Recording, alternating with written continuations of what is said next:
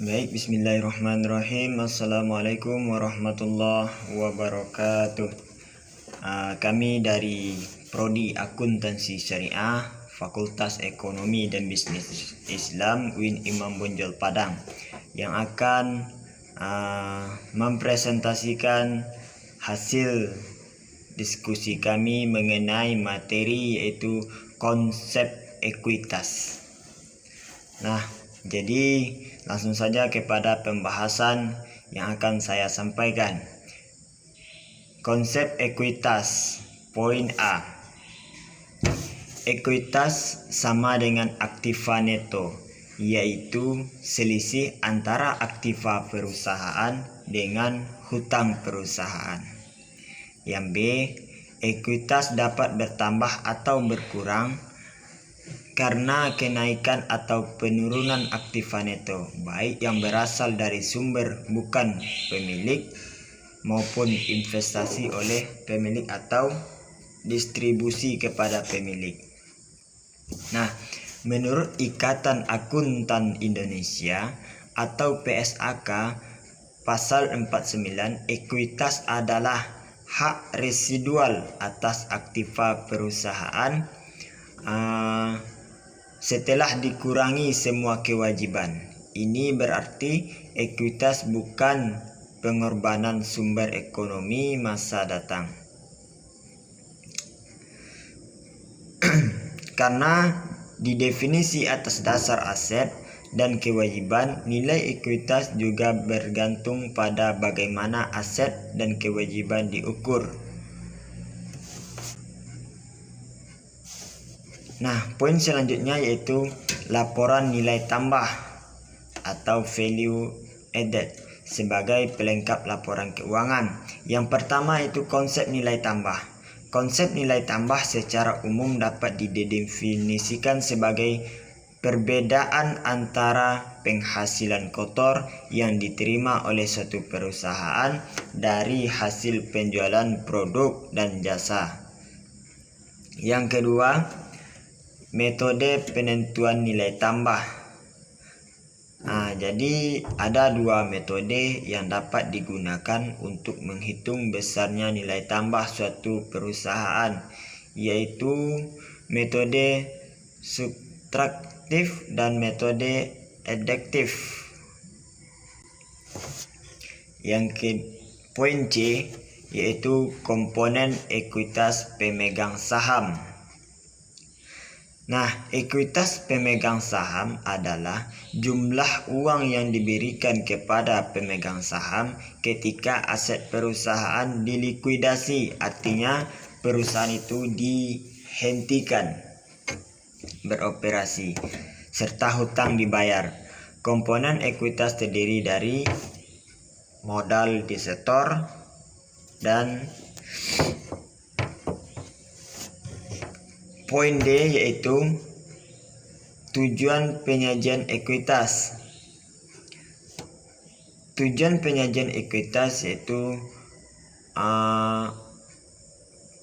informasi ekuitas pemegang saham, yaitu untuk menyelidiki akan informasi kepada yang berkepentingan tentang efisiensi dan kepengurusan manajemen, kepada yang berkepentingan tentang efisiensi, informasi tentang kewajiban yuridis perseroan terhadap para pemegang saham, dan pihak lain juga merupakan tujuan penyajian ekuitas pemegang saham ini. Mungkin cuma itu penyampaian dari kami pribadi. Yang selanjutnya akan dilanjutkan oleh rekan saya Fadilah Putri. Sekian, terima kasih. Wassalamualaikum warahmatullahi wabarakatuh. Assalamualaikum warahmatullahi wabarakatuh. Baiklah, saya Fadilah Putri dengan NIM 1916040099 akan melanjutkan hasil dari pembahasan Ahmadul Sugandi. Pembedaan modal setoran dan laba ditahan. Laba ditahan pada dasarnya terbentuk dari akumulasi laba yang dipindahkan dari akun ikhtisar laba rugi. Begitu saldo laba ditutup ke laba ditahan, sebenarnya saldo laba tersebut dapat lebur menjadi elemen modal pemegang saham yang sah.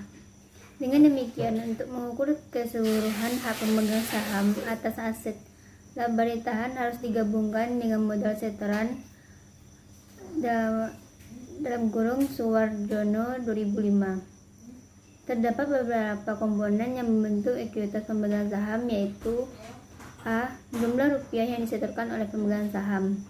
B. Laba ditahan yang merupakan sisa laba setelah pembagian dividen.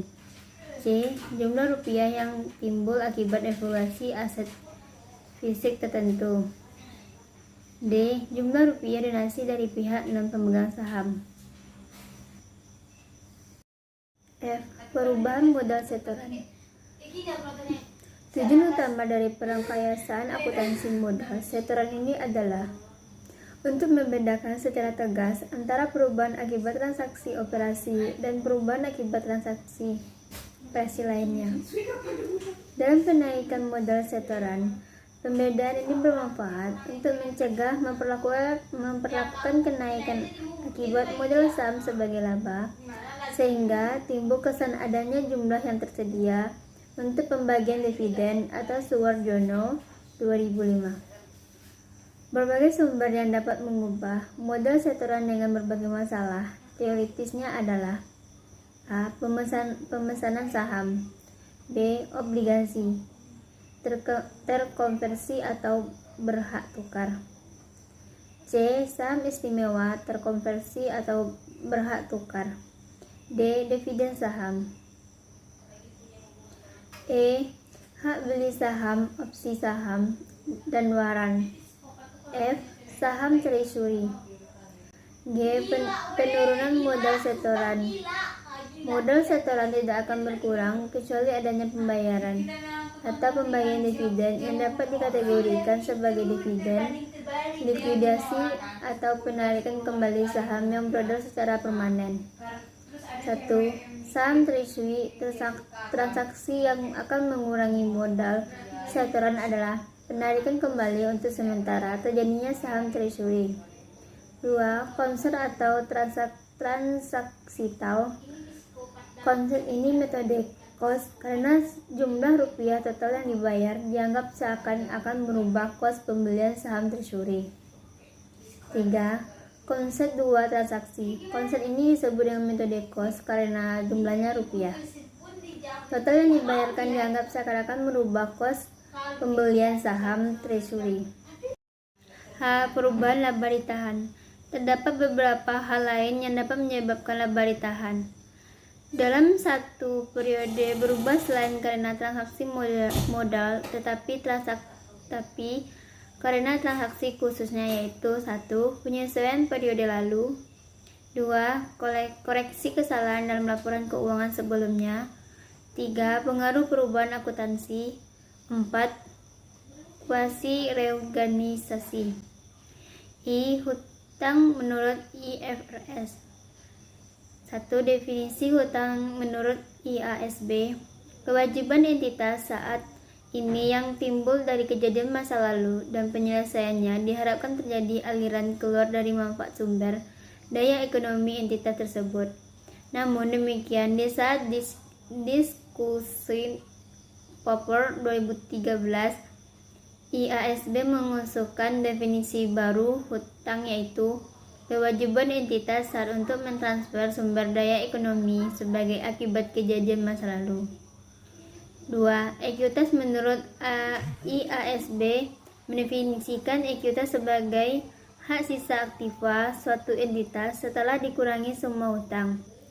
Total ekuitas sama dengan total aktiva dikurangi total hutang sebagaimana diakui dan diukur di dalam laporan keuangan dan tidak menggambarkan nilai dari suatu entitas. J. Studi kasus ekuitas. Fenomena. Pasar saham Cina telah berkembang pesat sejak tahun 1990.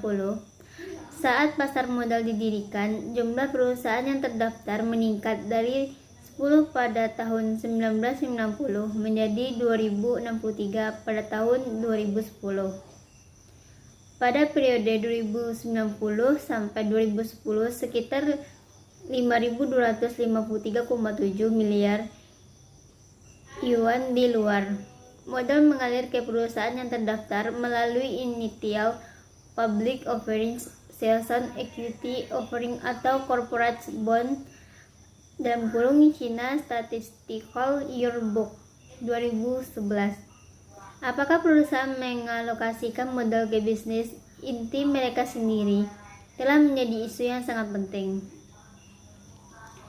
Periode 2000 sampai 2011, sekitar 63,7% modal dialokasikan untuk kegiatan operasi non-inti terhadap rencana investasi awal mereka.